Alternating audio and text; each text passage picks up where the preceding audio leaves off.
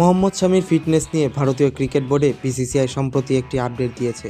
বর্তমানে Bengaluru cricket academy NCA তার চিকিৎসা চলছে। শামির ডান পায়ের গোড়ালিতে অস্ত্রোপচার হয়েছিল, যা এখনও সুস্থ হলেও বাঁ পায়ের গোড়ালিতে কিছুটা সমস্যা এবং ফোলা রয়েছে। দীর্ঘ সময়ের পর প্রতিযোগিতামূলক ক্রিকেটে ফিরে আসার কারণেই এই সমস্যা দেখা দিয়েছে। রঞ্জি ট্রফিতে মধ্যপ্রদেশের বিরুদ্ধে শামির 43 ওভার বোলিং করেছে এবং সৈয়দ মুস্তাক আলী টি-20 টুর্নামেন্টে বাংলার হয়ে খেলেছেন। তবে ফিটনেসের পুরোপুরি উন্নতি না হওয়ায় বিজয় হাজরা ট্রফি এবং আন্তর্জাতিক ক্রিকেটে খেলা এখনও অনিশ্চিত বলে ঘোষণা করেছে ক্রিকেট বোর্ড।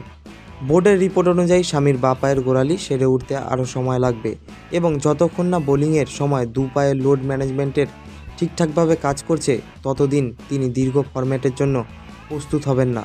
ফলে বর্ডার গাভাস্কার ট্রফির বাকি ম্যাচগুলিতে তাকে পাওয়া যাবে না বলে নিশ্চিত করে জানিয়ে দিয়েছে ক্রিকেট বোর্ড।